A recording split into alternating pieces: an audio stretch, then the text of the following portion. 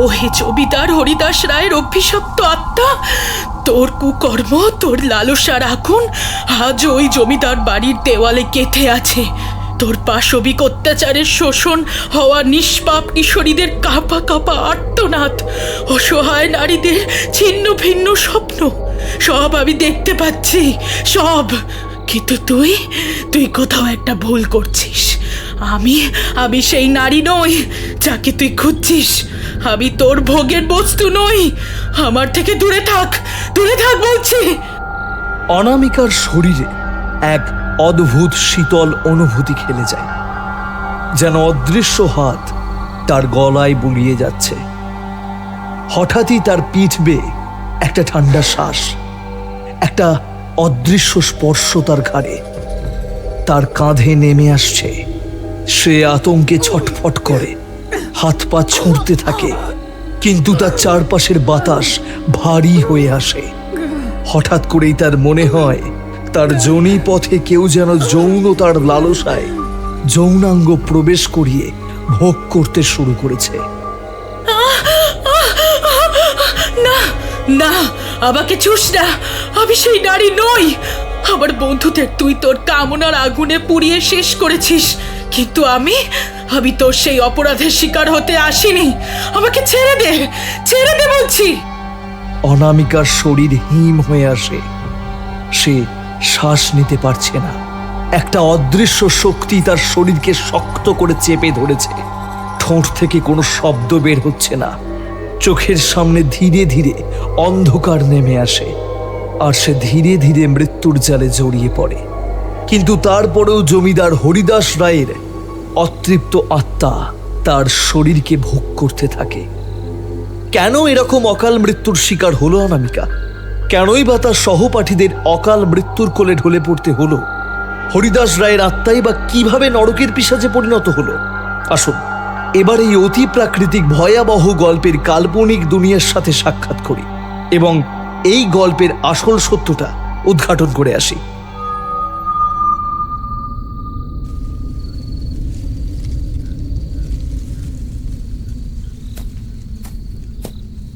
নিস্তব্ধময় চাঁদনি রাতে রাজশেখর একা নিজের খেয়ালে নীলপুরের মস্ত দিঘির পাড়ে জমিদার বাড়ির বাইরের রাস্তা দিয়ে নিজের গন্তব্যে চলেছিল। যেতে যেতে সে একজন অপরিচিত লোককে একটি কালো চাদর মুড়ি দিয়ে দিঘির ঘাটে প্রায়ই বসে থাকতে দেখত। কিন্তু সেই দিন তার মনে গভীর কৌতূহলের জন্ম নিল। তবে শুধুমাত্র রাজশেখরই বা কেন, সেই পথ দিয়ে একা হেঁটে গেলে যে কোনো মানুষেরই মনে একটা গভীর কৌতূহলের সৃষ্টি হয়ে থাকে। তাই সেই দিন চাঁদনি রাতে সে অপরিচিত মানুষটিকে দেখে রাজশেখরের মনেও সন্দেহ আর কৌতূহলের সৃষ্টি হয়েছিল। সেই দিন নিস্তব্ধতার গা ছমছমে চাঁদনি রাতে সে অপরিচিত লোকটিকে দেখল কালো চাদর মুড়ি দিয়ে বসে থাকতে। রাজশেখর সেই অপরিচিত লোকটির কাছাকাছি গিয়ে কিছুটা দূরত্বে দাঁড়িয়ে সেই অপরিচিত ব্যক্তিটির উদ্দেশ্যে কিছুটা কৌতূহল ও ভয়ের সাথে জিজ্ঞাসা করলেন, আরে মশাই, আপনি এরকম গভীর চাঁদনি রাতে প্রায়শই বসে থাকেন, তা মশাই আপনার পরিচয়টা কি জানতে পারি? রাজশেখরের প্রশ্নের উত্তরে অপরিচিত ব্যক্তিটি প্রশ্ন করলেন, আরে মশাই, এই অভাগার পরিচয় জেনে কি করবেন? অপরিচিত ব্যক্তির প্রশ্নের উত্তরে কোনো অশরীরী আত্মা নয় এটা নিশ্চিত হয়ে নরম স্বরে রাজশেখর বললেন, না মানে সেরকম কিছুই নয়, তবে এত বড় এক জমিদার বাড়ির দিঘির পাড়ে আপনার প্রতিদিন বসে থাকা দেখে শুধু আমারই কেন, যে কোনো মানুষেরই কৌতূহল হতে পারে। রাজশেখরের এইরূপ ভঙ্গিতে কথা শুনে অপরিচিত ব্যক্তিটি বললেন, আমি হলাম এই বিশাল বড় বাড়ির অসংখ্য ইতিহাসের সাক্ষী, যা অনেক মানুষের জীবনের বলিদান ও পুনর্জন্ম দেখেছি। রাজশেখর অপরিচিত ব্যক্তিটির কথা শুনে আরো কৌতূহলী হলেন। তিনি ভাবলেন, এই জমিদার বাড়ি তো বহু বছরের পুরনো রাজবাড়ি, তাহলে এই লোকটি কি আদেও সত্যি বলছে নাকি মিথ্যা গল্পের আসর জমাতে চাইছে? একা একা বসে থেকে একটা সঙ্গীর আবির্ভাব দেখে এমনটা করছে।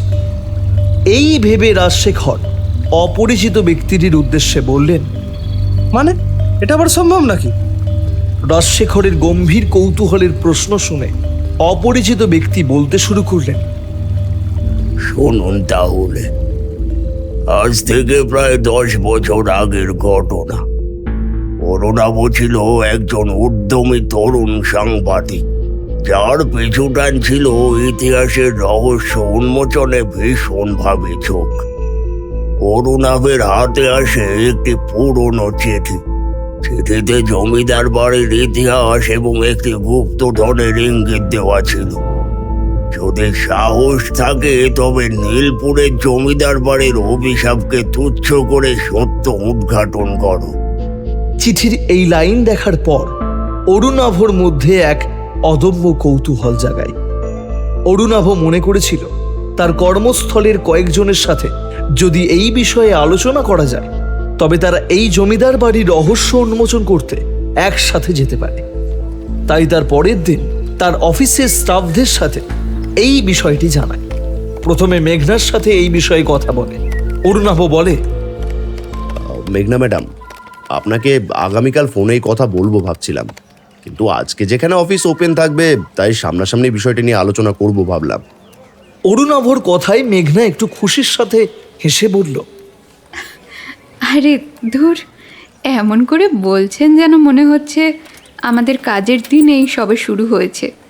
আপনাদের মতো ছেলেরা কোথায় একটু সাহসীভাবে কথা বলবেন তা নয় আমতা আমতা করে কথা বলছেন। আসল কথাটা কি বলুন তো শুনি, কোনো কিছু সমস্যা হয়েছে? অরুণাভ সমস্তটা বলতে শুরু করলো। সমস্যা বলতে, কালকে যখন আমি বাড়িতে বসে হেডফোনে গান শুনছিলাম তখন হঠাৎ করে আমার টেবিলে একটা চিঠি দেখতে পাই। চিঠিটা পড়ে আমার মনে সামান্য রহস্য উন্মোচন করার নেশা বেড়ে গিয়েছে। তাই ভাবলাম আমার সাথে আপনি এবং আপনার টিম যদি যান তাহলে খুবই খুশি হতাম। মেঘনা অরুণাভর সমস্ত কথা শোনার পর একটু সাহসীভাবে বলল, আরে চিন্তা করছেন কেন, আমি আর আমার টিম অবশ্যই যাব ওই গন্তব্যে।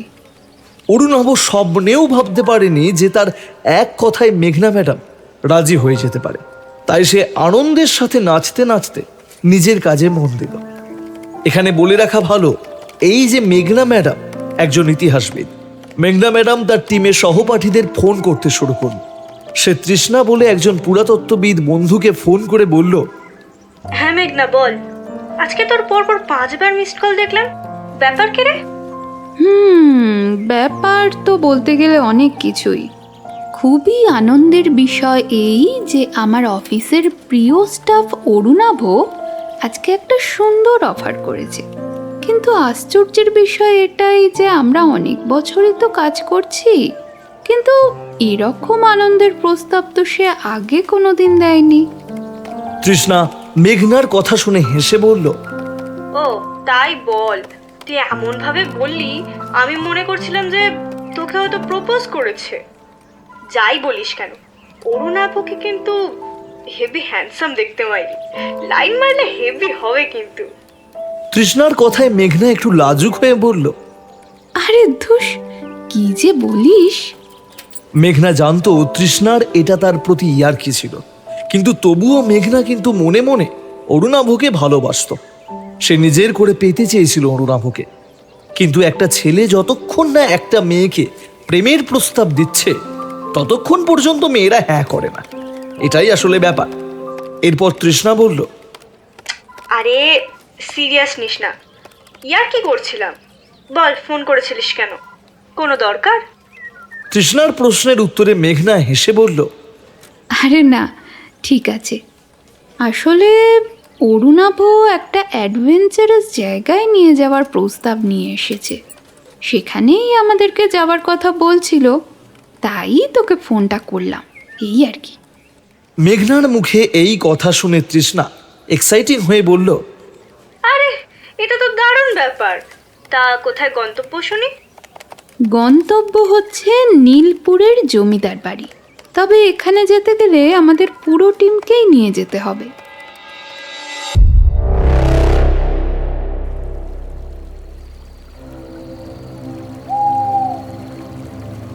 এই নীলপুরে জমিদার বাড়িতে বাস্তবে সে নিজেই রূপ পরিবর্তন করে।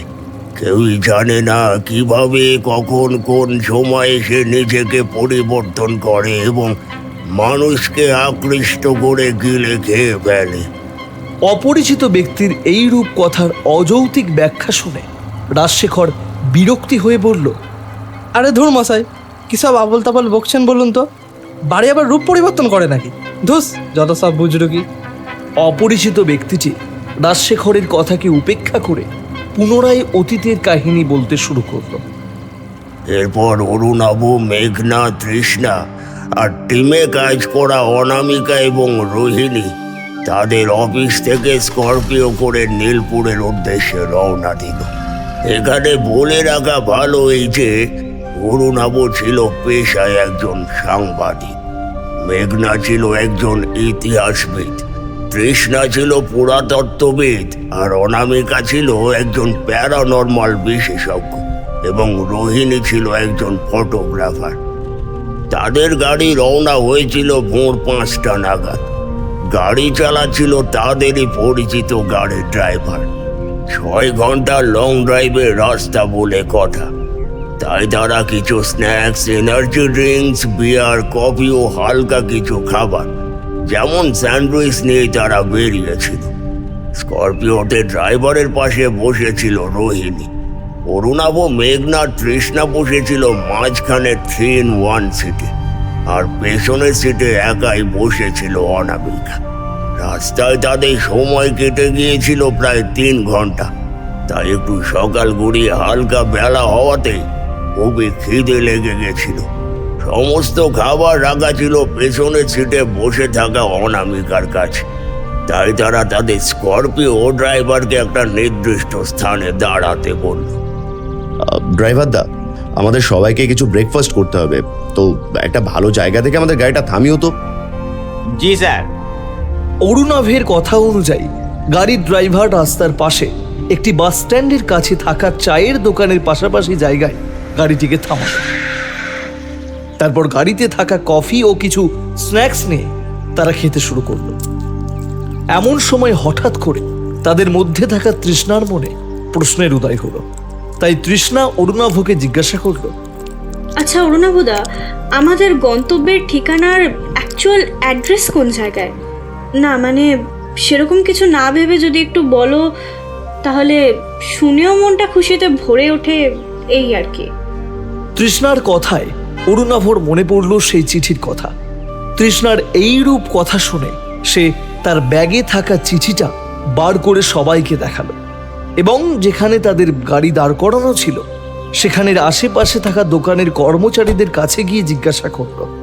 সেই ঠিকানাটা দেখিয়ে অরুণাভ, মেঘনা, তৃষ্ণা, অনামিকা ও রোহিণী আশেপাশে দাঁড়িয়ে থাকা দোকানের কাস্টমার ও দোকানিদের কাছে গিয়ে একে একে জিজ্ঞাসা করল, কিন্তু কেউ ঠিক করে বলতে পারল না। অবশেষে তারা গুগল ম্যাপে সার্চ করে দেখল এবং সকলেই হতবাক হয়ে গেল, কারণ নীলপুর নামে কোনো গ্রামের নামই ছিল না, বরং সেই সময় চিঠিতে থাকা আগেকার লেখার ঠিকানার বর্ণনার পাশাপাশি আরও একটি লেখা উজ্জ্বলভাবে ফুটে উঠল। লেখাটি এমন ছিল, সেখানে রয়েছে নীলকান্ত, সেখানেই ছড়িয়ে তীক্ষ্ণ সুভাষ। এই ক্লু দেখে অরুণাভ ও মেঘনা তো অবাক হয়ে দুজনে দুজনের মুখের দিকে হতবাক হয়ে কিছুক্ষণ তাকিয়ে রইল এবং মেঘনা বলল, স্ট্রেঞ্জ। অরুণাভ, আমার মনে হয় আমাদের এখানে এমন বহু কিছু দেখতে হবে যা আমরা আগে কখনো দেখিনি। মেঘনা চিন্তিত হয়ে এই কথা বলার সাথে সাথে অরুণাভ মেঘনার কথায় সহমত প্রকাশ করেই বলল, তবে আমার মনে হয় এটা কোনো রকমের অবাস্তব নাও হতে পারে, কারণ আমি যখন চিঠিটা দেখেছিলাম তখন হয়তো এই লেখাটি আমার চোখে পড়েনি, কিন্তু এখন এটা চোখে পড়ল, এটাই তো হতেই পারে। অরুণাভের এই কথা শুনে তৃষ্ণা কনফিউজভাবে বলল, আরে সকলেই এত কনফিউজড কেন বুঝতে পারলাম না। এটা তো ভালো কথা যে কোনো একটা ক্লু আমরা পেয়েছি, এটা দেখেই এগিয়ে যাই না। তৃষ্ণার এই অ্যাডভেঞ্চারের অতি পিপাসার আচরণে মেঘনা অরুণাভর মুখের দিকে কিছুক্ষণ তাকিয়ে রইল। বেশ, চলো তাহলে সবাই অজানা এবং চেনা গন্তব্যের উদ্দেশ্যে। তারপর অরুণাভ, মেঘনা, তৃষ্ণা, অনামিকা ও রোহিণী গাড়িতে গিয়ে বসল। পুনরায় তাদের যাত্রা শুরু হলো। তারা চলেছে এক অজানার খোঁজে। তারা জানেই না যে তাদের অতীত, বর্তমান ও ভবিষ্যৎ কতটা ওলট পালট হয়ে যেতে চলেছে। তাদের গাড়ি চলেছে সময়ের ছন্দের তাল মিলিয়ে, কিন্তু সময় কি আর থেমে থাকে? ঘড়িতে সময় গড়িয়ে বিকেল 5:30। সূর্য অস্ত গিয়ে প্রায় সন্ধ্যা হয়ে এসেছে। ঠিক এই রকম সময়ে রাস্তার গাছের আধো আলো ছায়া এসে পড়েছে তাদের গাড়িতে। এমন সময়ে তারা অনুভব করল একটি মোহিত করা সুবাস যেন তাদের আশেপাশেই ঘোরাফেরা করছে। তারা তাদের গাড়ির আলোয় দেখতে পেল রাস্তার দুই পাশে সারি দিয়ে দাঁড়িয়ে রয়েছে এক ধরনের অজানা নীল রঙের ফুল গাছ, যে ফুল গাছের ফুলের রং গাঢ় নীলচে রঙে। তারা সেই অজানা ফুলের সুবাসকে অনুভব করে ও ফুল গাছগুলিকে দেখে বুঝতে পেরেছিল যে তারা তাদের গন্তব্যের হয়তো খুবই কাছে চলে এসেছে। গাড়ির মধ্যে তাদের সকলেই এসি বন্ধ করে দিয়েছে, কিন্তু হঠাৎ করে তাদের যেন মনে হলো ফ্রিজের মতো ঠান্ডা লাগছে। সেই ঠান্ডা তারা সকলেই অনুভব করল।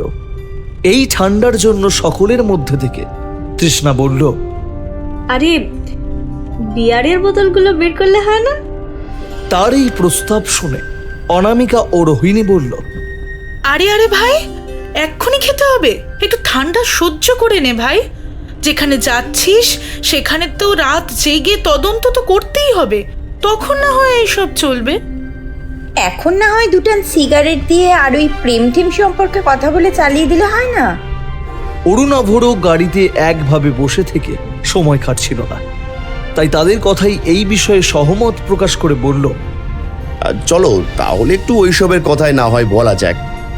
অরুণাভের থেকে বয়সে এখানে সকলেই ছোট ছিল, তাই মেঘনা সহ সকলে মনে মনে মুচকি হাসল এবং তৃষ্ণা মেঘনার কানে কানে চুপি চুপি বলল, তাহলে এবার খেলা শুরু হচ্ছে, কি বলিস? তৃষ্ণার কথা শুনে চুপি চুপি হালকা হেসে মেঘনা বলল, আরে এখানে কি করে খেলবো? তার জন্য তো মাঠের প্রয়োজন ভাই। আরে এখানে প্রেমের খেলা খেলে দে না, ওই সব ইশারায় কথাটা বলে, তাহলেই তো খেলা শুরু হয়ে যায়, তাই নয় কি? আচ্ছা দাঁড়া, আমি শুরু করি। তৃষ্ণা ছিল প্রচুর ইয়ারবাজ মেয়ে। সে যে কাউকেই তার কথার দ্বারা মোহই ফেলতে জানে। তৃষ্ণা অরুণাভর উদ্দেশ্যে বলল, আচ্ছা অরুণাবুদা, তুমি একটা মেয়েকে ভালোবাসো শুনলাম, এটা কি সত্যি? অরুণাভ সিরিয়াস হয়ে হেসে বলল, আচ্ছা বলো তো, তোমাদের কাছে প্রেম মানে কি? আমি তো মাঝে মধ্যেই ভাবি, প্রেম কি সত্যি আমাদের জীবন বদলে দেয়? অরুণাভ ছিল মেঘনার লুজ পয়েন্ট, তাই মেঘনা অরুণাভর কথায় সাই দিয়ে মিষ্টি কণ্ঠে বলল, অবশ্যই বদলে দেয়। প্রেম এক ধরনের শক্তি, সেটা ভালো হোক বা খারাপ, একবার প্রেমে পড়লে তুমি আর আগের মানুষটা থাকবে না। অরুণাভ আর মেঘনার প্রেমালাপের বিষয়টা ঠিকঠাক শুরু হয়েছে এই সিগন্যাল পেয়ে তৃষ্ণা হেসে মেঘনাকে কানে কানে বলল, উফ মেঘনা, তোমার এত সুপার বিউটিফুল কথা শুনে মনে হচ্ছে তুমি অনেকবার প্রেমে পড়েছো। মেঘনা তৃষ্ণার দিকে তাকিয়ে লাজুক চিত্তে ভয়েসটা নরম করে বলল, আরে না তৃষ্ণা, আমি প্রেমকে গভীরভাবে অনুভব করি বলেই এমন বলছি। তুমি কি প্রেম নিয়ে কখনো ভাবো না? মেঘনার এইরূপ প্রশ্ন শুনে তার অতীতের অতৃপ্ত প্রেম কাহিনীর বিষয়ে সংক্ষিপ্তভাবে মনে পড়ে গেল এবং হাসতে হাসতে স্নিগ্ধ কণ্ঠে বলল, ভাবি তো, তবে আমার কাছে প্রেম মানে শুধুই মজা। জীবনটাও তো একটা ছোট্ট যাত্রা নাকি? প্রেমে পড়ে কষ্ট পেয়ে সময় নষ্ট করার কোনো মানেই হয় না। প্রেম করব, শারীরিক চাহিদা মেটাবো, ব্যাস। তৃষ্ণার এইরূপ আকস্মিক মন খারাপের কথায় গাড়িতে বসে থাকা অনামিকা কিছুটা দুঃখের সাথে সাহসীভাবে বলল, তুমি কি সত্যি তাই ভাবো তৃষ্ণা? আমি মনে করি প্রেম শুধু মজা নয়, এটা অনেক বড় একটা দায়িত্ব। রোহিণী অনামিকার কথায় সাই দিয়ে মৃদু ও মিষ্টি স্বরে বলল, অনামিকা ঠিক বলছে, প্রেম মানে শুধু আনন্দ নয়, তাতে ত্যাগও আছে। আমি জীবনে একবার সত্যি প্রেম করেছিলাম, কিন্তু সেই সম্পর্ক টিকলো না। তবু আমি জানি সেটা আমাকে অনেক কিছু শিখিয়েছে। রোহিণীর এইরূপ কথা শুনে অরুণাভ হেসে বলল, শিখিয়েছে? কি শিখিয়েছে রোহিণী? শিখিয়েছে কিভাবে কাউকে নিঃস্বার্থভাবে ভালোবাসতে হয়।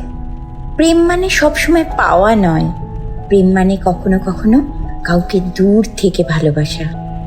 রোহিণীর এই রকম জ্ঞানের কথা শুনে কিছুটা চিল হয়ে মজা করে বলল, উফ, এটা শোনার পর মনে হচ্ছে আমি যেন প্রেম নিয়ে খুবই সরলভাবে ভাবি, কিন্তু আমি বুঝি না এই ত্যাগের এত গুরুত্ব কেন। মেঘনা তৃষ্ণার দিকে তাকিয়ে বলল, কারণ ত্যাগ ছাড়া কোনো সম্পর্ক টেকে না। তৃষ্ণা, তুমি কি কখনো এমন কাউকে ভালোবেসেছো যার জন্য তুমি নিজের কিছু ছাড়তে পারবে?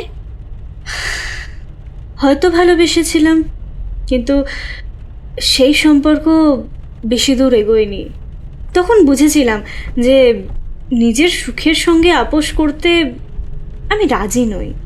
হয়তো তখন তাকে আমার শরীরের ভোগ করতে দিইনি বলেই সে হয়তো ছেড়ে চলে গিয়েছে। অনামিকা তৃষ্ণার কথায় সহমত প্রকাশ করে বলল, আমি তোমার সঙ্গে একমত। নিজের মূল্যবোধ আর সুখ না হারিয়েও সম্পর্ক টিকিয়ে রাখা সম্ভব, তবে তার জন্য দুই পক্ষকে পরিশ্রম করতে হয়। সকলের কথা ও যুক্তি শুনে অরুণাভ সকলের উদ্দেশ্যে একটু মুচকি হেসে বলল, কিন্তু তোমরা কি কখনো এমন কাউকে ভালোবেসেছ যে তোমার জন্য পুরোপুরি বদলে যেতে রাজি ছিল?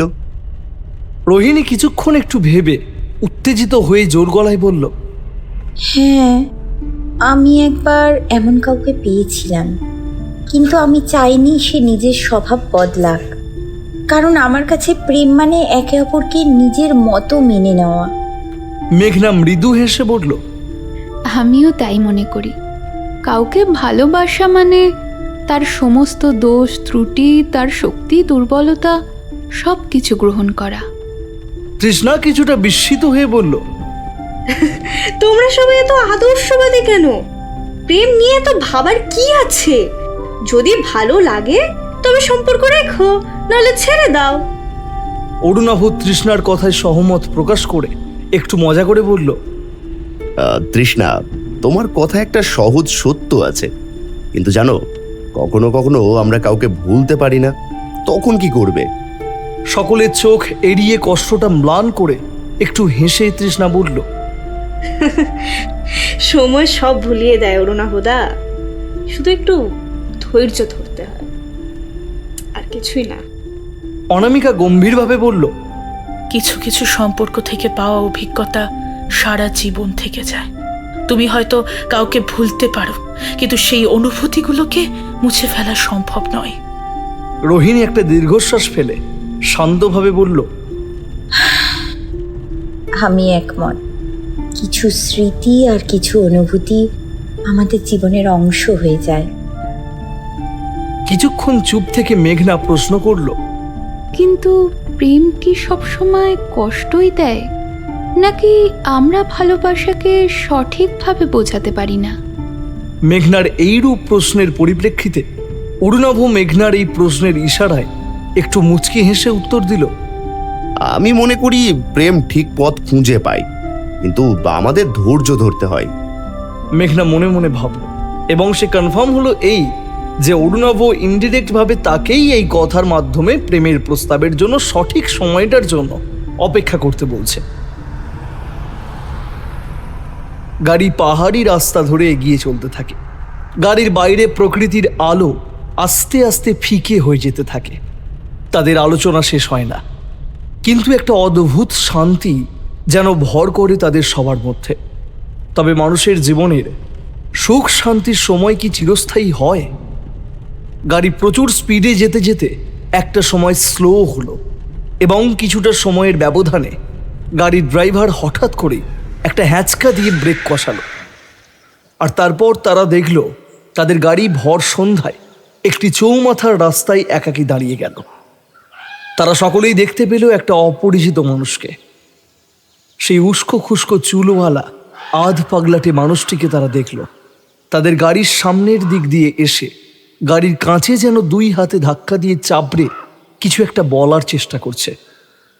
সেই অপরিচিত মানুষটার আচরণ দেখতে পেয়ে রোহিণী গাড়ির পাশের জানলাটা খুলে তার কথা বোঝার চেষ্টা করল। অপরিচিত মানুষটা অদ্ভুত ভঙ্গিতে বলল, আরে বাবুরা, আপনারা কি নীলপুরে জমিদার বাড়িতে যাচ্ছে? গাড়িতে বসে থাকা সকলেই সেই অপরিচিত ব্যক্তির কথা শুনে হতবাক হলো এবং রোহিণী বলল, আরে আপনি কিভাবে জানলেন আমরা নীলপুরের জমিদার বাড়িতে যাচ্ছি?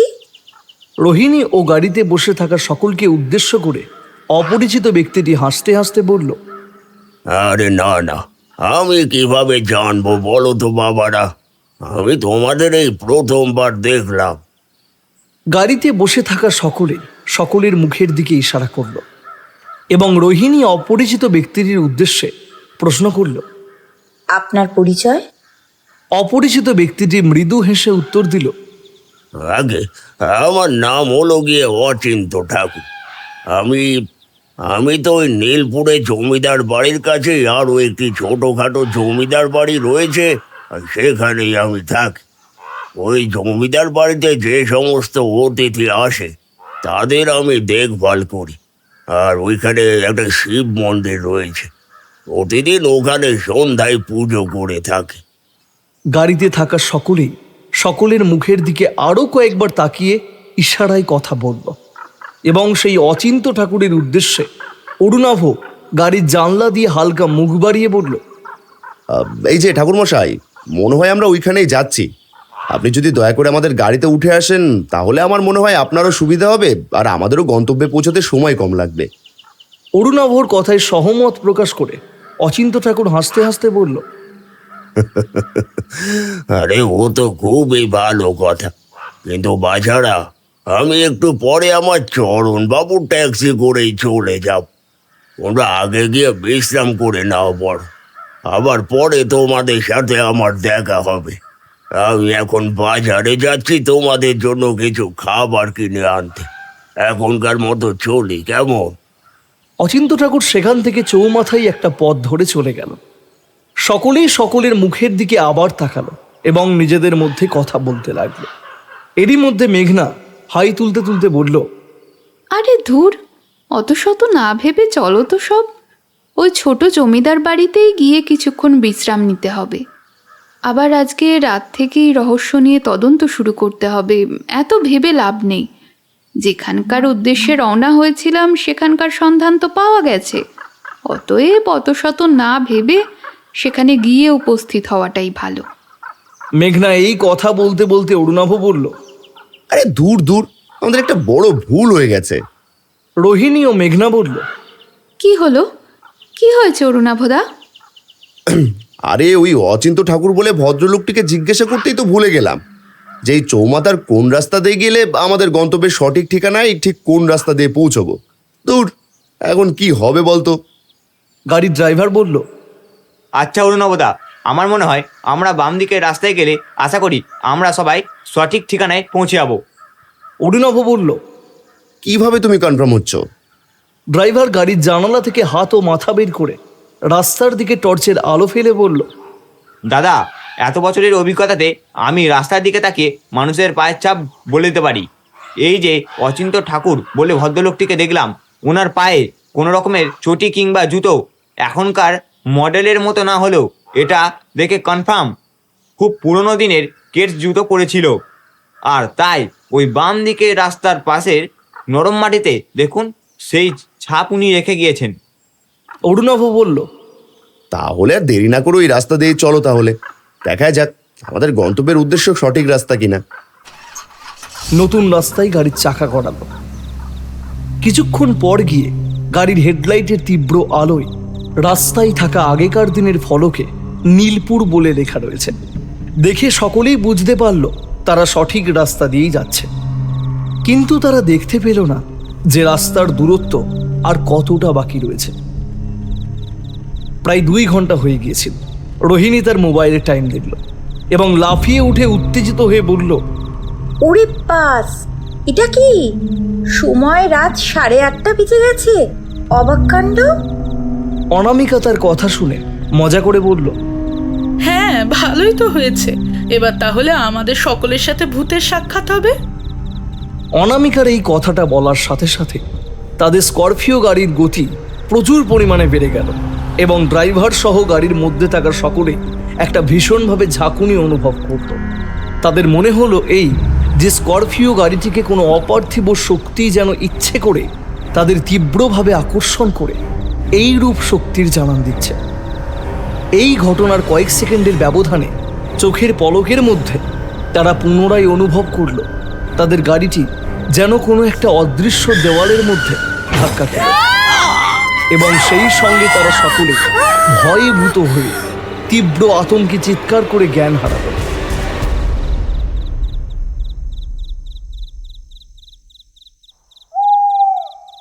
প্রায় 2 ঘন্টা পর অরুণাভর জ্ঞান ফিরল। অরুণাভ আস্তে আস্তে 2 চোখ খুলল। সে মাটিতে শুয়ে শুয়ে আকাশ দেখতে পেল মিশকালো অন্ধকারের আকাশের মধ্যে 2-1টি তারা।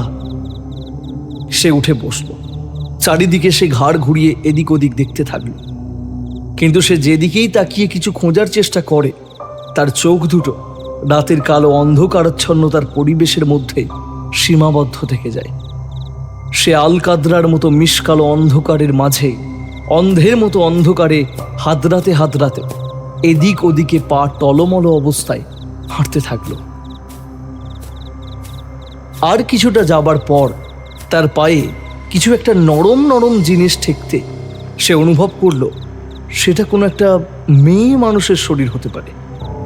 সে ভাবল হয়তো তার সাথে স্করপিও করে একসাথে আসা মেঘনা, তৃষ্ণা, অনামিকা কিংবা রোহিণী, এদের মধ্যে কেউ একজনের অচৈতন্য শরীর হবে হয়তো। এই ভেবে সে হাঁটুর ওপরে ভর দিয়ে বসে তাদের নাম ধরে সেই অচৈতন্য শরীরে ঝাঁকুনি দিয়ে ডাকতে থাকলো। এই মেঘনা, মেঘনা, কে মেঘনা? তো এই তৃষ্ণা, আরে অনামিকা, এই রোহিণী, আরে কে শুয়ে রয়েছো? ওঠো, চোখ খোলো বলছি। অরুণাভর এইরকম আপেক্ষিক ডাকে মেঘনা ট্রায়ারলেস কণ্ঠস্বর অরুণাভর কানে ভেসে এলো।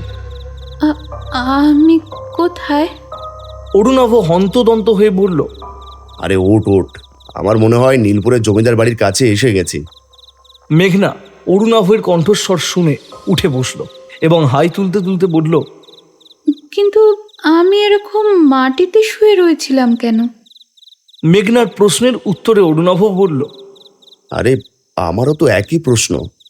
আমরা তো ছিলাম আমাদের গাড়িতে, কিন্তু অরুণাভ কথা শেষ করতে না করতেই কিছুটা দূর থেকে কেউ আছেন? আমাদেরকে সাহায্য করুন প্লিজ। অরুণাভ আর মেঘনা তাদের কণ্ঠস্বর শুনতে পেয়ে উঠে দাঁড়ালো এবং অরুণাভ তার ব্যাগ থেকে একটি জোরালো টর্চ বের করে সামনের দিকে হাঁটতে লাগলো। কিছু সময়ের মধ্যেই তারা দুজনে একটি শুকনো পাতকুয়ার মধ্যে তৃষ্ণা, অনামিকা এবং রোহিণীকে দেখতে পেল এবং তারা তাদের 3 জনকে একে একে উপরে তুলে আনল। তাদের মধ্যে থাকা রোহিণী তাদের মধ্যে ড্রাইভারের উপস্থিতি টের না পেয়ে হঠাৎ বলে উঠল, আরে আমরা তো সকলেই উপস্থিত রয়েছি, কিন্তু ড্রাইভার দাদা আর আমাদের স্করপিও গাড়িটাই বা কোথায় গেল? রোহিণীর কথায় বাকি সকলেরও একই কৌতূহল হলো। অন্ধকারে কিছুক্ষণ চলার পর তারা সকলেই স্করপিও গাড়িটিকে দেখতে পেয়ে গাড়ির কাছে গিয়ে ড্রাইভারকে খুঁজতে লাগল, কিন্তু ড্রাইভারের লেশমাত্র চিহ্ন তারা দেখতে পেল না। তবে তাদের এই রকম অবস্থার মধ্যে তারা একটা অতিসত্ত্ব চেনা কণ্ঠস্বর শুনতে পেল। সেই কণ্ঠস্বর আর কারুর নয়, তাদের সাথে রাস্তায় পরিচয় হওয়া অচিন্ত ঠাকুরের কণ্ঠস্বর শুনতে পেল তারা। আরে বাবু সাহেবরা, আপনাদের এই নীলপুরে জমিদার বাড়িতে সুস্বাগতম জানাই। অরুণাভ, মেঘনা, অনামিকা এবং রোহিণী একে অপরের মুখের ছাপে একটা বিস্ময়কর প্রশ্ন ঘোরাফেরা করছে দেখে অচিন্ত ঠাকুর তাদের কথা বলার আগেই বলল, আরে বাবু মশাইরা, আমি জানি আপনাদের মনে সহস্র প্রশ্ন ঘোরাফেরা করছে, কিন্তু আমার মনে হয় আপনাদের এখন বিশ্রামের প্রয়োজন। তাই আমার কথা শুনুন, আমার সাথে নিরাপদ স্থানে আসুন। কারণ আজকে রাত্রিটা ভালো রাত্রি নয়। যে কোনো সময় যে কোনো কিছুই ঘটে যেতে পারে। অরুণাভ, মেঘনা, অনামিকা ও রোহিণী অচিন্ত ঠাকুরের কথা অনুযায়ী বিশ্রাম নেবার জন্য অচিন্ত ঠাকুরের কুঠিবাড়ির উদ্দেশ্যে চলল।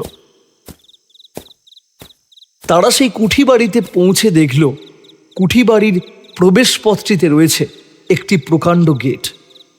গেটটি পুরোটাতেই রয়েছে চুনসুরকি দিয়ে নানা রকমের কারুকার্য করা। গেটের দুই ধারে রয়েছে প্রকাণ্ড দুটি সিংহের মূর্তি। তাদের মধ্যে রোহিণী তার ক্যামেরা নিয়ে সমস্ত কিছুই রেকর্ড করা শুরু করে দিল। তারা কিছুক্ষণের মধ্যেই কুঠিবাড়ির মধ্যে প্রবেশ করল। অচিন্ত ঠাকুর তাদের সকলের জন্য একটি ঝাঁ চকচকে পরিষ্কার ঘর দেখিয়ে বলল, শুনুন বাবু মশাইরা, আজকে রাত্রিবেলাটা একটু সাবধানে কাটিয়ে নিন। তারপর আপনারা তদন্ত করবেন ক্ষণ। কিন্তু যাই করুন না কেন, কিছু দূরের অট্টালিকার মতো অভিশপ্ত জমিদার বাড়িতে ভুলেও কিন্তু যাবেন না।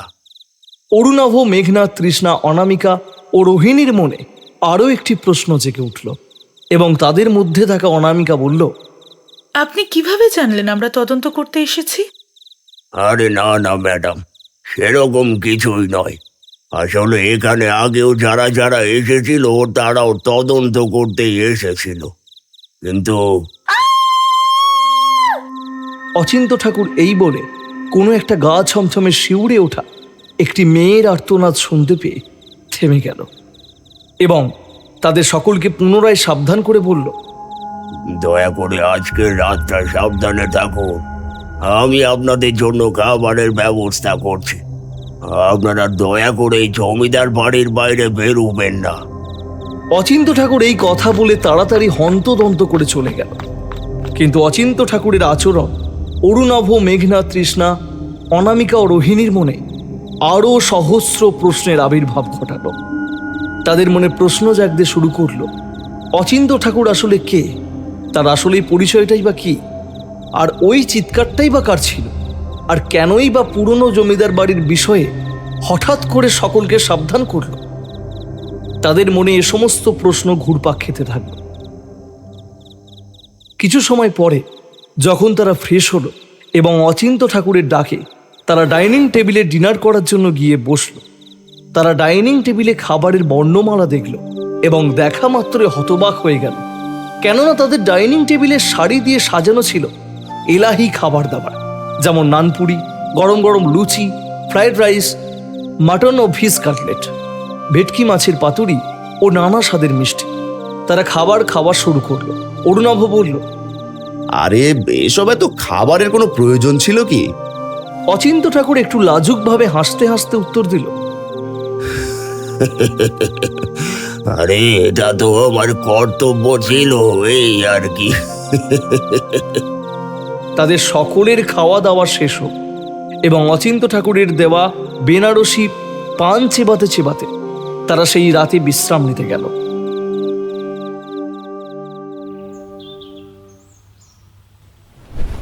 পরের দিন সকাল 9টার সময় তাদের ঘুম ভাঙল এবং ঘুম থেকে উঠে তারা সকালের খাবার খেয়ে সকলেই কুঠিবাড়ির দক্ষিণ দিকের বারান্দায় গিয়ে সুমিষ্ট রৌদ্র আর বাতাস আসছে দেখে সেখানে গিয়ে দাঁড়ালো।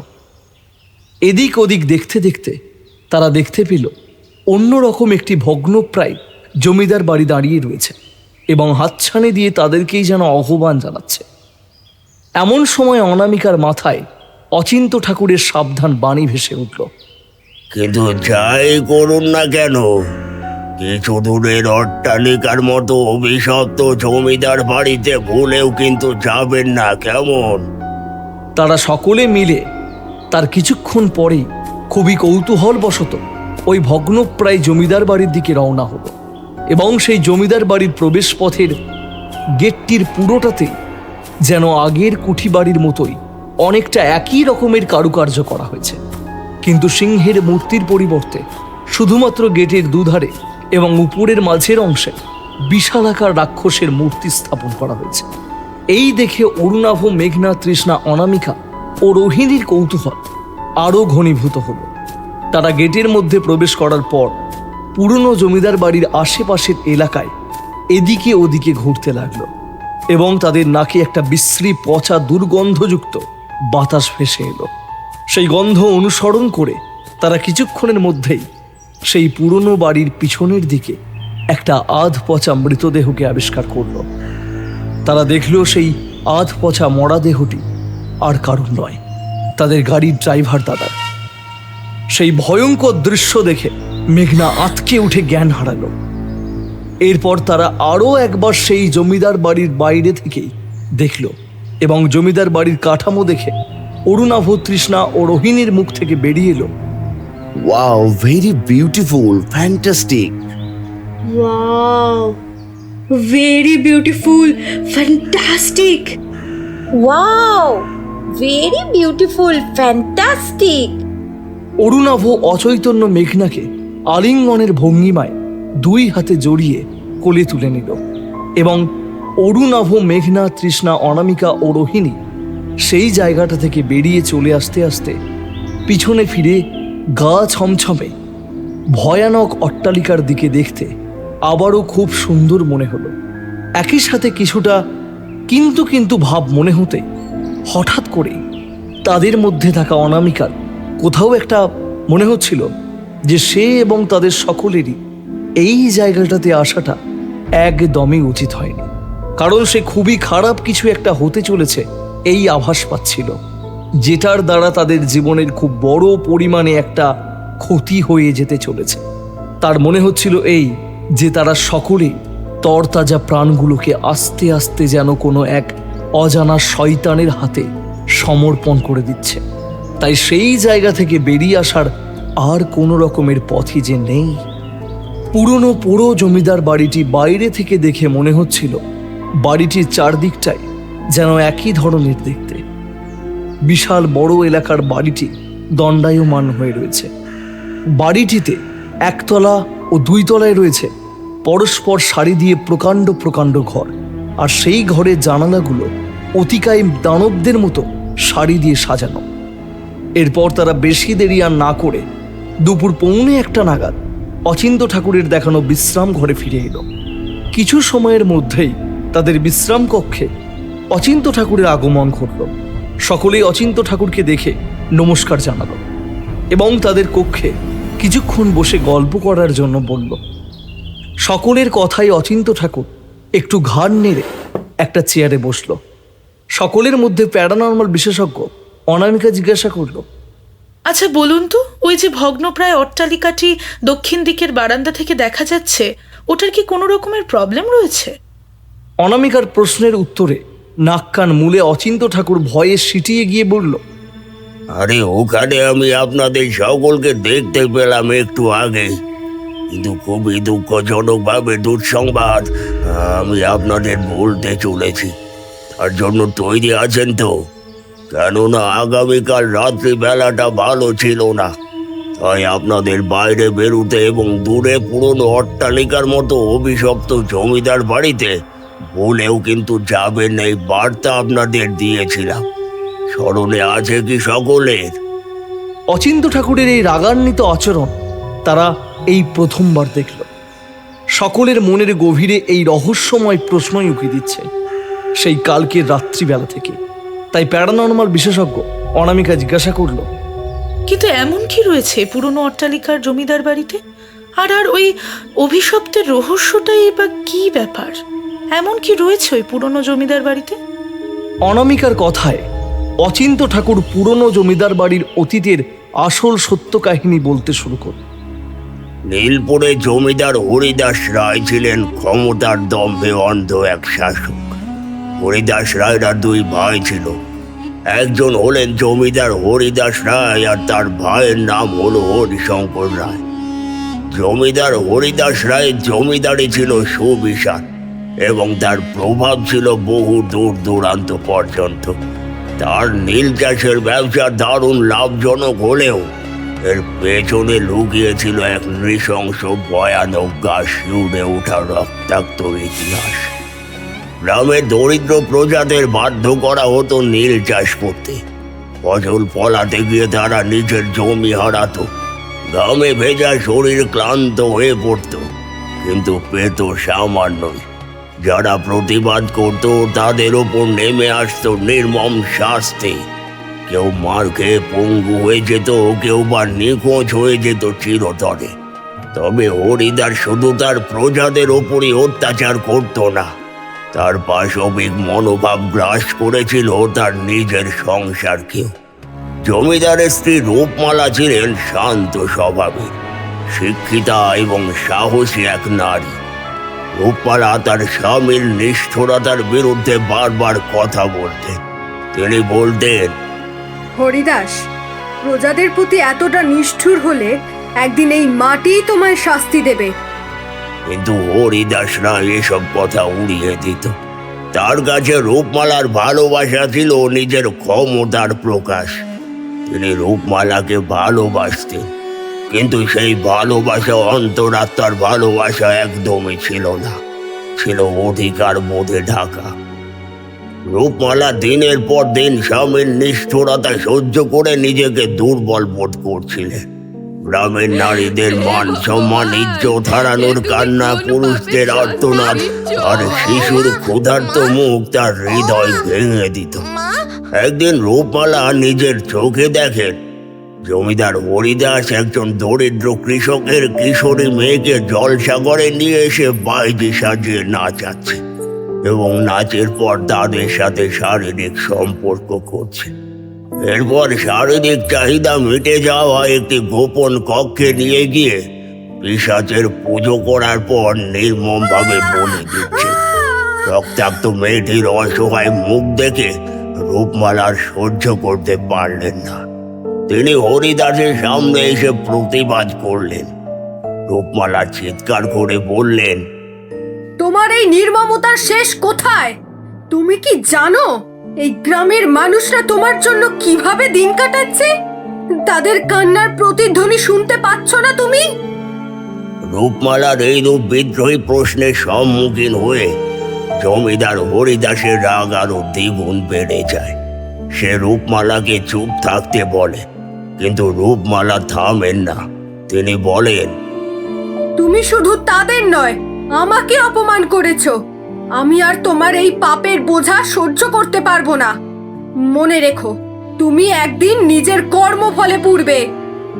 সেই রাতেই রূপমালা নিজের কক্ষে গিয়ে একটি দ্বীপ জ্বালালেন। সে দ্বীপের আলোয় তিনি জমিদারের অত্যাচারের কথা ভেবে কান্নায় ভেঙে পড়লেন। তারপর শুদ্ধ হওয়ার প্রত্যাশায় তিনি তার সাদা শাড়ি পরে প্রাসাদের ছাদে উঠলেন। রাত গভীর, আকাশে চাঁদটি ছিল ম্লান। গ্রামের দিকে তাকিয়ে রূপমালা উচ্চ স্বরে অভিশাপ দিলেন, এই জমিদার বাড়ি অভিশপ্ত হোক। তুমি হরিদাস রায়, যতদিন এই মাটির উপর তোমার পাপের ছাপ থাকবে ততদিন তোমার আত্মা মুক্তি পাবে না। এই জমি তোমাকে গ্রাস করবে। এরপর রূপমালা ছাদ থেকে লাফিয়ে পড়ে নিজের জীবন শেষ করলেন। রূপমালার মৃত্যুর পর থেকে জমিদার বাড়ির পরিবেশ বদলে যায়। রাতের বেলা বাড়ির অন্ধকার কক্ষে কান্নার আওয়াজ শোনা যেত। জমিদার হরিদাস নিজেও ক্রমশ পাগল হয়ে ওঠেন। তিনি প্রজাদের ওপর আরো অত্যাচার শুরু করেন, কিন্তু তার শরীর দুর্বল হতে শুরু করে। একদিন তিনি নিজের গুপ্ত কক্ষে, অর্থাৎ যেখানে তিনি শয়তানের পুজোয় তার ভোগ করা কিশোরী মেয়েদের বলি দিতেন, সেই কক্ষে গিয়ে নিজের বুকে ছুরির আঘাত করে নিজেই মৃত্যুবরণ করেন। তবে মৃত্যুর পরও জমিদার বাড়িতে জমিদার হরিদাস রায়ের অভিশপ্ত উপস্থিতি ধরে রেখেছিল।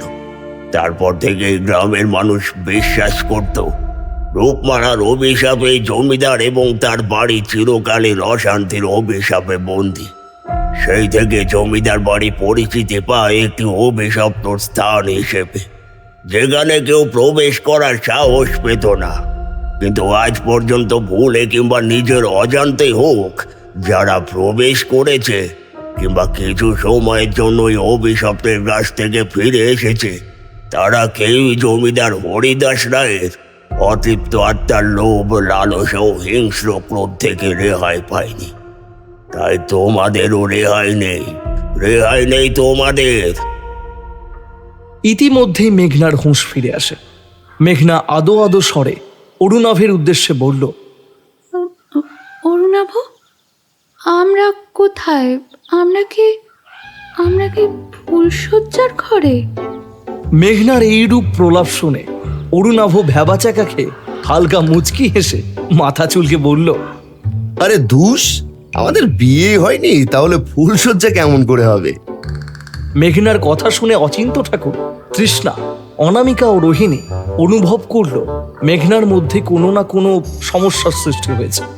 ইতিমধ্যেই অন্তরাত্মার প্রেমের টানে অরুণাভ মেঘনার গায়ে ও কপালে হাত দিয়ে দেখে এবং সহানুভূতিশীলভাবে সকলের উদ্দেশ্যে বলে, আমার মনে হয় মেঘনার শরীরে ভীষণ জ্বর এসেছে, তাই ও এরকম ভুলভাল বকছে। অরুণাভের এইরূপ কথা শুনে সকলেই ঘাড় নাড়ে। অচিন্ত ঠাকুর ঘরের বাইরে জলপট্টি আনতে যায়, আর তৃষ্ণা বলে, আমি তো ভালো করেই মেঘনাদিকে চিনি, আর এটার ওষুধ মনে হয় আমি জানি। অনামিকা আর রোহিণীও ওষুধটার বিষয়ে জানলেও মুখ খুলল না, কারণ এই ঔষধ সেই ঔষধ মোটেও নয়, বরং এই ঔষধ হলো মেয়েদের শরীরের উদ্দামতার জোয়ার ভাটার খিদের ঔষধ, যা একটা যৌবন ছেলের মধ্যে এই ঔষধির মূল সূত্র লুকিয়ে রয়েছে। আর তাই অনামিকা আর রোহিণীও চাইতো না যে ঘি আর আগুন এক হোক। ইতিমধ্যেই অচিন্ত ঠাকুর জলপট্টি নিয়ে এসেছে। অরুণাভের পিঠ চাপড়ে অচিন্ত ঠাকুর বলল, দেখো বাবা অরুণাবু, তুমি হয়তো আমার ছেলের বয়সী হবে, আর তোমার সাথে আসা মেয়েরা আমার মেয়ের বয়সী হবে, তাই এটা আমার অনুরোধ বলতেই পারো। তাই আমার কথাই শোনো, আজকে রাত্রিটা তোমরা সকলে একসাথেই কাটাও, না হলে তোমাদের সকলের প্রিয় বান্ধবী মেহেক হয়তো অনেকটাই অসুবিধার মধ্যে রাত কাটাবে। অচিন্ত ঠাকুরের এই কথা শুনে সকলেই সহমত প্রকাশ করল এবং সেই রাতে তারা আলাদা আলাদা রুমে না শুয়ে একই রুমেই রাত কাটাতে থাকলো। অচিন্ত ঠাকুর নিজের ঘরে গেল। সময় মধ্যরাত।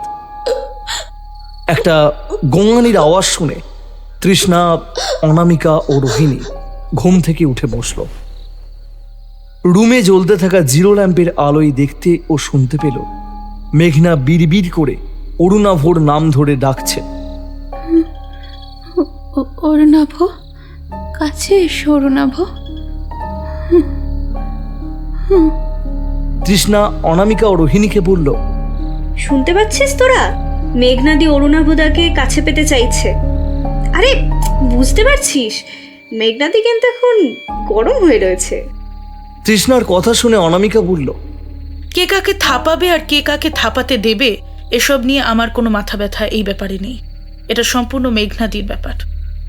রোহিণী বিড়বিড় করে বলল, আরে আমারও ইচ্ছা নেই, অরুণাভকে আমারও খুব ভালো লাগে। তারপর তারা অরুণাভকে চুপি চুপি ডেকে ঘুম থেকে জাগিয়ে দেয় এবং তৃষ্ণা, অনামিকা ও রোহিণী মেঘনার খেয়াল রাখতে বলে তাদের লেডিস রুমে চলে যায়। মেঘনার ডাকে অরুণাভ তার কাছে যায়। অরুণাভ দেখতে পায় মেঘনা কিছু একটা বিড়বিড় করে বলতে চাইছে, কিন্তু কি বলতে চাইছে সেটা অস্পষ্টভাবে শুনতে পেলেও অরুণাভ তার কানটা মেঘনার মুখের লাল ঠোঁটের কাছে নিয়ে যায়। অরুণাভ স্পষ্টভাবে শুনতে ও বুঝতে পারে তার নাম ধরেই মেঘনা বলছে, অরুণাভ, কাছে এসো প্লিজ, প্লিজ অরুণাভ, কাছে এসো। অরুণাভ বুঝতে পারে যে মেঘনা তাকে প্রচুর পরিমাণে ভালোবেসে ফেলেছে, তাই অরুণাভ দেরি না করে মেঘনার শারীরিক চাহিদা মেটানোর জন্য মেঘনার মিনি স্কার্টটা খুলে দিয়ে নিজের জামা আর ফুল প্যান্টটা সম্পূর্ণ নিরাভরণ করে দেয়। মেঘনা নিজের শরীরকে উন্মুক্ত করে দেয় অরুণাভের কাছে। অরুণাভ মেঘনার নাভিতে চুম্বন করে মেঘনার শরীরের উদ্দামতাকে ভীষণভাবে বাড়িয়ে তোলে। এরপর অরুণাভ মেঘনার গায়ে চুম্বন করতে করতে মেঘনার মিনি ব্রাটা খুলে দেয় এবং নিজেকেও আর সামলে রাখতে পারে না। মেঘনাও নিজেকে নিজে আর ধরে রাখতে পারে না। নিজেই নিজের সমস্তটা নিরাবরণ করে অরুণাভের উদ্দেশ্যে বলে, আমি আর পারছি না অরুণাভ, প্লিজ প্লিজ আমার মধ্যে প্রবেশ করো অরুণাভ, প্লিজ, আমি আর থাকতে পারছি না, প্লিজ। অরুণাভ নিজের সমস্ত কিছু দিয়ে তাকে খুশি করতে থাকে। মেঘনা তার শারীরিক চরম সুখ অনুভব করতে করতে তার গলার কণ্ঠস্বরে উদ্দাম যৌনতার তৃপ্তির মধুময় আওয়াজ বের হতে থাকে।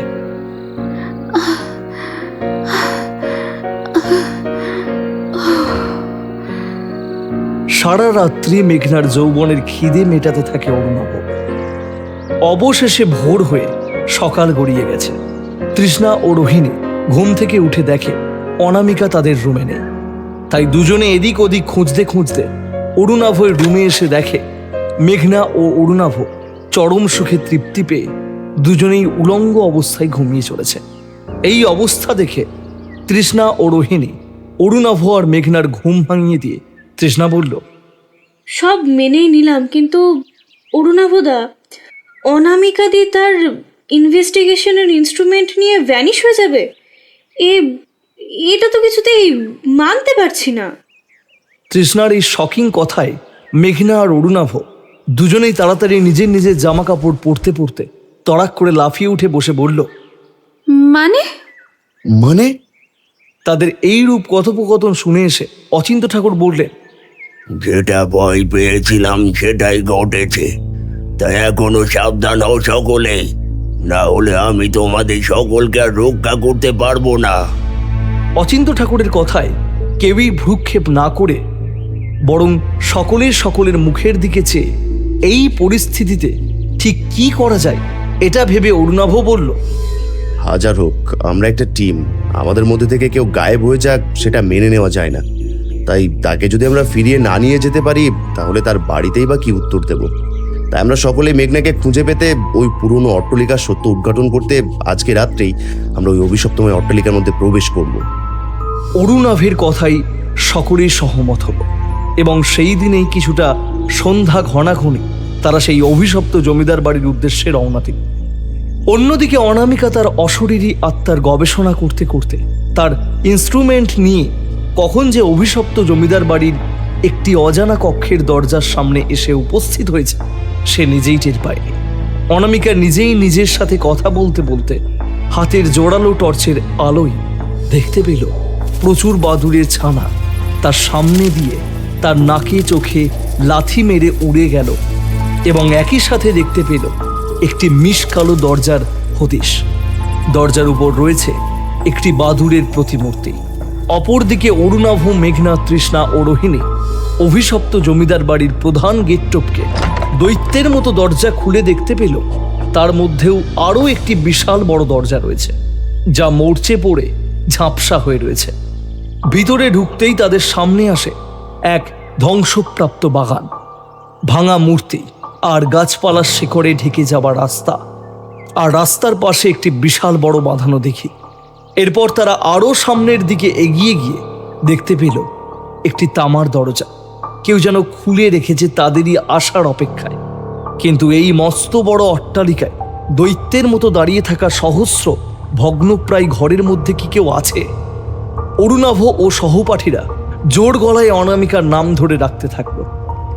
অন্যদিকে অনামিকা সেই মিশকালো দরজা খুলে সেই গুপ্ত কক্ষের ভিতরে প্রবেশ করে দেখল তার হঠাৎ করে প্রচণ্ড শীত করতে আরম্ভ করেছে।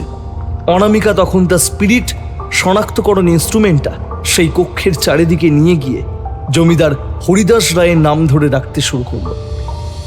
অনামিকা অনুভব করল এবং দেখতে পেল সেই কক্ষের তাপমাত্রা নিম্নে চলে গেছে একদম, এবং ইনস্ট্রুমেন্টটির থেকে অস্পষ্ট কাটা কাটা চাপা গলায় সহস্র বলি দেওয়া কিশোরীদের আত্মারা তাকে বলছে, আরে তুই এখান থেকে দূর হয়ে যা, নাহলে আমাদের মতো তোরও একই অবস্থা হবে। যা, প্রাণের ভয় থাকে তো দূর হ এখান থেকে। অনামিকা অভিশপ্ত কিশোরীদের আত্মার বারণ তোয়াক্কা না করে কোনো একটি অজানাকে জানতে তার ইনভেস্টিগেশনের প্রক্রিয়া চালিয়ে যেতে থাকে। অন্যদিকে অরুণাভ, মেঘনা, তৃষ্ণা ও রোহিণী ক্রমশ ঘনীভূত অন্ধকারময় অভিশপ্ত অট্টালিকার অন্দরমহলে সহস্র কক্ষে অনামিকাকে খুঁজতে খুঁজতে সকলেই অনুভব করল কেউ একজন তাদের সকলকে প্রতিনিয়ত লক্ষ্য রেখে চলেছে। এমন সময় অরুণাভ মেঘনা, তৃষ্ণা ও রোহিণী আবারও অনুভব করল সড়াক করে ছুটে গেল কোনো এক অতৃপ্ত অশরীরী। আকস্মিকভাবে মুহূর্তের মধ্যে সেই কালো মিশ অন্ধকার পরিবেশের মধ্যে মেঘনা, তৃষ্ণা ও রোহিণী একই সাথে অনুভব করল একটা মিশ কালো তীক্ষ্ণ নখযুক্ত হাত তাদের পা বেয়ে ক্রমশ দেহের ওপরে উঠছে। মেঘনা, তৃষ্ণা ও রোহিণীর শির দ্বারা দিয়ে একটা গভীর ঠান্ডা স্রোত পরিস্ফুট হলো এবং তিনজনেই গভীরভাবে অনুভব করল তাদের শরীর যেন কর্পূরের মতো ক্রমশ উবে যাচ্ছে। বাঁচাও বাঁচাও অরুণাভ, আমাদের বাঁচাও বাঁচাও বাঁচাও বাঁচাও অরুণাভ, আমাদেরকে বাঁচাও বাঁচাও। মেঘনা, তৃষ্ণা ও রোহিণী আর্তনাদ করতে করতে তারা কোনো এক অদৃশ্য মায়াজালের জাদুতে সেই জায়গা থেকে সম্পূর্ণ বিলীন হয়ে গেল।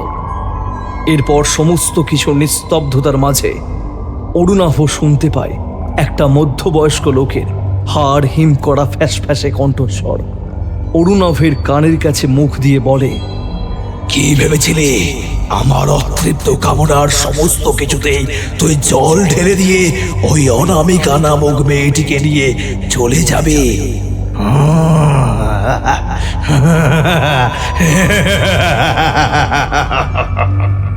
তবে এবার দেখ তোর কি হাল করি। এই যে আমার দুই হাতের ধারালো নখগুলো রয়েছে, এইগুলো দিয়ে। এই বলে জমিদার হরিদাস রায়ের অতৃপ্ত আত্মা ধারালো নখ দিয়ে অরুণাভর গলার নলি কেটে দিল।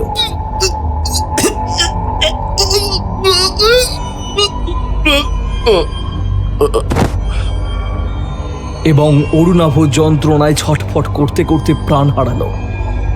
অন্যদিকে প্যারানর্মাল বিশেষজ্ঞ অনামিকা তার অশরীরীদের ওপর ইনভেস্টিগেশন করতে করতে সেই জায়গায় এসে পড়ে যেখানে জমিদার হরিদাস রায় তার কামনা ও অমরত্ব লাভের বাসনা সফল লাভের জন্য একের পর এক কিশোরীদের রক্ত শয়তানের কাছে উৎসর্গ করেছিল।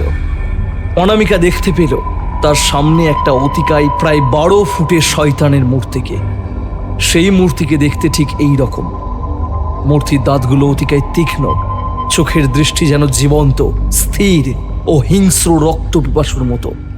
দীর্ঘকায় মাথার চুল, দুই হাতের আঙুলের নখ তীক্ষ্ণ ও ধারালো তলোয়ারের মতো।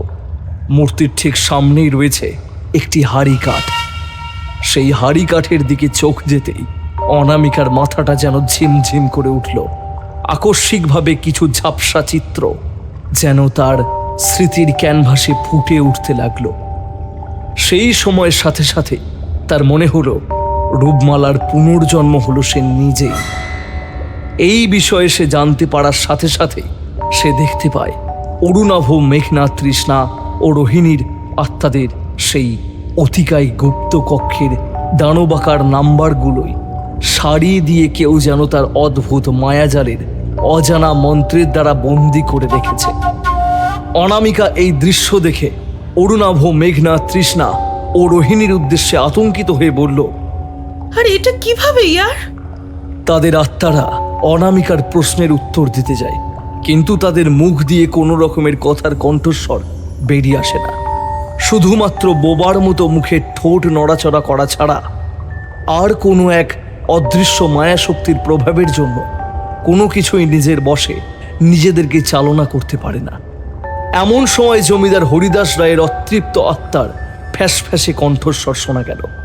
সেই অতৃপ্ত আত্মার কণ্ঠস্বরের সাথে একটা মিশকালো আলকাতরার মতো অশরীরী আবির্ভাব হতে শুরু করলো।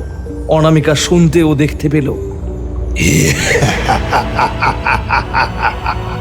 অরে রূপমালা, তুই কি ভেবেছিলি অনামিকার নাম নিয়ে একই রূপে পুনর্জন্ম নিলেই বাঁচবি? আরে আমি তো তোর স্মৃতি মনে করিয়ে দিয়েছি রে। আর এই কারণেই মনে করিয়েছি তুই গত জন্মে আমাকে এই অট্টালিকায় আমাকে অভিশাপ দিয়েছিলি। যার কারণে এই অট্টালিকার প্রতিটা কণাকে আমি ছেড়ে গিয়ে শান্তিতে পুনর্জন্ম নিতে না পেরে অতৃপ্ত কামনার আগুনে প্রতিনিয়ত ছাড়খাড় হয়েছে। আর তোর এখানে আসাটা নিছকই আমারই কার সাজে ছিল, বুঝলি রূপমালা? এইবার দেখ তোকে নিয়ে আমি কি করি।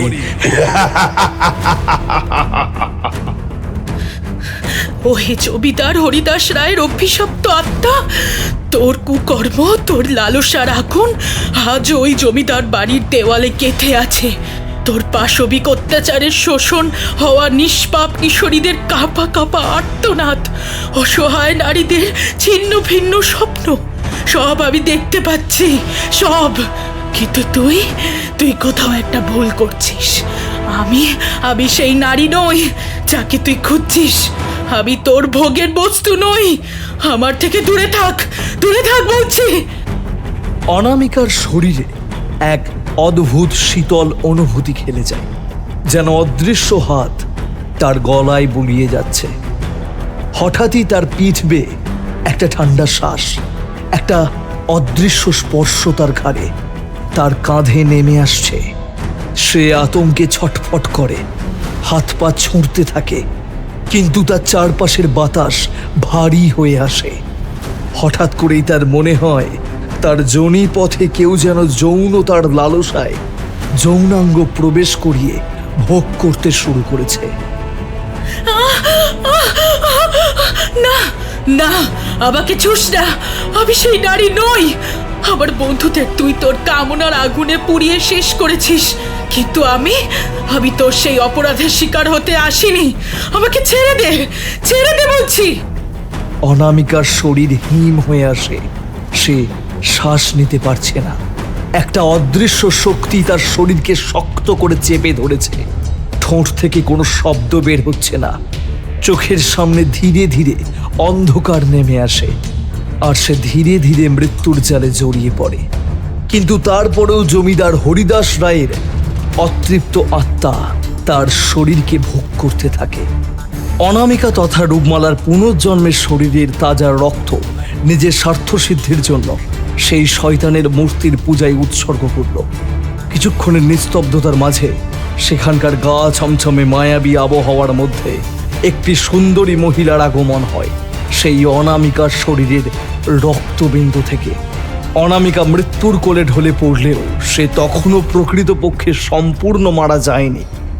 আধো আলো, গা ছমছমে ঘন অন্ধকার পরিবেশের মধ্যে সে দেখতে পেল তার শরীরের রক্ত, যা সেই শয়তানের মূর্তির পূজায় উৎসর্গ করেছিলেন জমিদার হরিদাস রায়। সেই রক্ত থেকে একটি অতি উজ্জ্বল আলোর আবির্ভাব ঘটল। সেই অতি উজ্জ্বল আলোর মধ্য থেকে এক অপরূপ সুন্দরীর আবির্ভাব হলো। জমিদার হরিদাস রায়ের অতৃপ্ত আত্মা সেই অপরূপ রমণী অর্থাৎ রূপমালার পবিত্র আত্মাকে দেখা মাত্রই বদ্ধ ঘরের এদিক ওদিক দিয়ে ধ্বংস হয়ে যাওয়ার সম্ভাবনার ভয়ে পালাতে থাকল। সে এক অলৌকিক শুভ শক্তির সাথে অশুভ শক্তির যুদ্ধ শুরু হয়ে গেল। রূপমালার পবিত্র আত্মা বলল, ওহে জমিদার বাড়ির কুলাঙ্গার হরিদাস রায়, তুই কি ভেবেছিলি আমার পুনর্জন্মকেও তুই তোর পাপের ছায়া দিয়ে গ্রাস করে বিশুদ্ধ করে তুলবি? না না, সেটা কিভাবে হয়? সেটা তো কখনোই হবার নয়।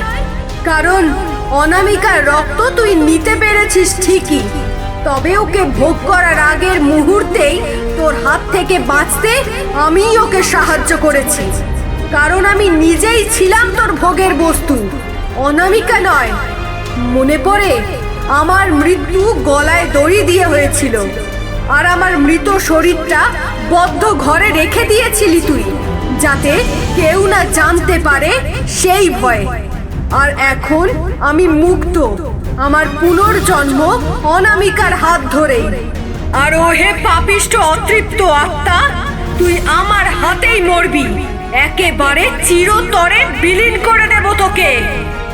এই বলে রূপমালার পবিত্র আত্মা অতৃপ্ত কামনার লালসায় জর্জরিত জমিদার হরিদাস রায়ের আত্মার গায়ে একটি মন্ত্র ওম নমঃ হনুমতে নমঃ বলতে বলতে পবিত্র গঙ্গা জলে ছিটে দিল এবং জমিদার হরিদাস রায়ের আত্মা বাতাসে বিলীন হয়ে গেল।